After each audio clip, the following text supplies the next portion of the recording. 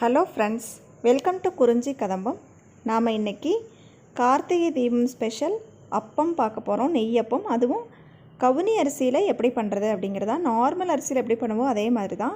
இன்றைக்கி 1 கப் அளவு கவுனி அரிசி எடுத்து அது ஒரு மினிமம் 4 மணி நேரமாவது ஊற வைக்கணும். நான் ஒரு வார்ம் வாட்டரில் 4 மணி நேரம் ஊற வச்சுருக்கேன்.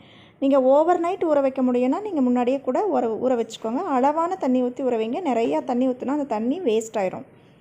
1 கப் அரிசிக்கு அரை கப்பை விட கொஞ்சம் அதிகமாக வெல்லம், இல்லை உங்களுக்கு இனிப்பு போதும் கம்மியாக போதுன்னா அரை கப் வெல்லம், துருவிய வெல்லம் அரை கப், தேங்காய் துருவலாக எடுத்துக்கிறதா அரை கப் தேங்காய் துருவல், இல்லை அதுக்கு ஈக்குவலாக எடுத்துக்கோங்க. ஒரு வாழைப்பழம், 1 டீஸ்பூன் எள்ளு, அரை டீஸ்பூன் ஏலக்காய் தூள் அல்லது 2 ஏலக்காய். இதுதான் தேவையான பொருட்கள். இப்போ இதில் இருக்கிற தண்ணியெல்லாம் நல்லா வடிச்சிட்டு முதல்ல அரிசி மட்டும் சேர்த்து மிக்சியிலே அரைச்சிக்கலாம். நிறையா ஊற வச்சுருந்திங்கன்னா அளவாக போட்டு அரைச்சிக்கோங்க. 1 கப் அப்படிங்கிறதுனால நான் மொத்தமாக போட்டுட்டேன். முதல்ல அரிசியை மட்டும் ஓரளவுக்கு பாதி அளவு அரைக்கிற அளவுக்கு அரைச்சிக்கலாம். அதுக்கப்புறமா அது கூட தேங்காய் துருவல் சேர்த்து அரைச்சிக்கணும். முதலையே தேங்காய் துருவலும் சேர்த்திட்டிங்கன்னா ரொம்ப நல்லா அரைப்படாது. தேங்காய் துருவலாக சேர்த்துனிங்கன்னா அரைப்பட்டுரும். இந்த மாதிரி தேங்காயாக சேர்த்துனா அரைக்க முடியாது. அதனால் தேங்காயை 2வது தடவை சேர்த்து ஓரளவுக்கு நல்லாவே அரைப்பட்டுருச்சு. இப்போ மற்ற பொருட்களை சேர்த்து நம்ம அரைச்சிக்க போகிறோம். இப்போ துருவிய வெல்லம் சேர்த்துக்கலாம்.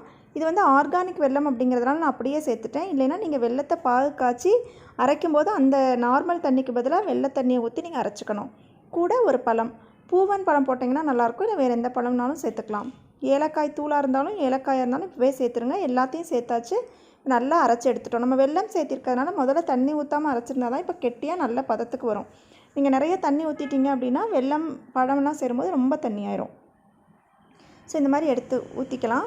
இப்போ நம்ம ஆல்ரெடி எடுத்து வச்சுருக்கோம் இல்லையா தண்ணி, அந்த தண்ணி வந்து வேஸ்ட் ஆகாமல் இருக்கணும்னா நம்ம அளவாக ஊற வச்சுக்கணும். அப்படி இல்லைன்னா நீங்கள் அந்த தண்ணியை வந்து கொஞ்சமாக ஊற்றி மிக்ஸ் பண்ணி இதில் கலக்கிக்கலாம். தண்ணி நிறையா இருக்குது அப்படிங்கிறதுக்காக பூராத்தையும் ஊற்றிடாதீங்க, ரொம்ப தண்ணியாட்டம் ஆயிரும். இப்போ இந்த எல்லையும் சேர்த்து நல்லா மிக்ஸ் பண்ணிவிட்டு ஒரு 2 hours அப்படியே வச்சிடணும். அதுக்கப்புறம் தான் நம்ம இதை செய்யணும், உடனே செய்யக்கூடாது.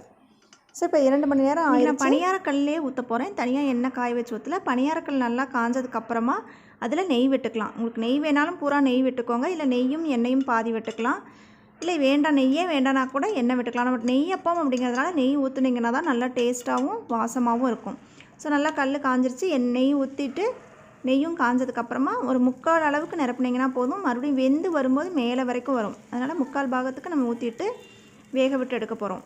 ரொம்ப சுவையாக இருக்கும். நார்மல் நம்ம பச்சரிசியில் இந்த மாதிரி நெய்யப்பம் பண்ணுவோம் கார்த்திகை தீபத்துக்கு. ஆனால் இது கவுனி அரிசிங்கிறதுனால அப்பம் அப்படிங்கிறதுனால ஸ்வீட்டாக இருக்கிறனால எல்லாருமே சாப்பிட்ருவாங்க. யாருக்குமே வித்தியாசம் ரொம்ப தெரியாது.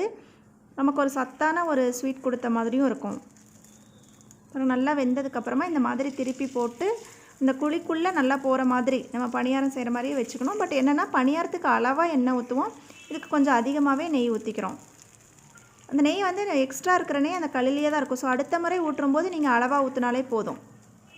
ஸோ முதல் முறை ஊற்றும்போது மட்டும்தான் கொஞ்சம் அதிகமாக தேவைப்படும். ஸோ திருப்பி போட்டு நல்லா 2 பக்கம் வெந்ததுக்கப்புறமா நம்ம அப்பத்தை எடுத்துடலாம். எடுத்துகிட்டு நல்லா ஆற வச்சுருங்க. பார்த்திங்கன்னா சூப்பராக கருப்பு கவுனி அரிசி நெய்யப்பம் தயாராகிடுச்சு.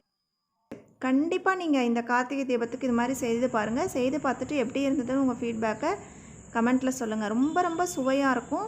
யாருமே இது கவுனி அரிசியில் பண்ணது கலர் மட்டும்தான் இப்படி இருக்குமே தவிர டேஸ்ட்டு ரொம்ப சூப்பராக இருக்கும். யாருக்குமே தெரியாது எதில் பண்ணீங்க இவ்வளோ டேஸ்ட்டாக இருக்குன்னு கேட்பாங்க. அவ்வளோ சாஃப்டாக இருக்கும்.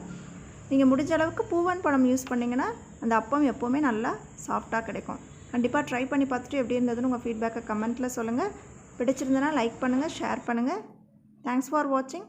வாழ்க வளமுடன்.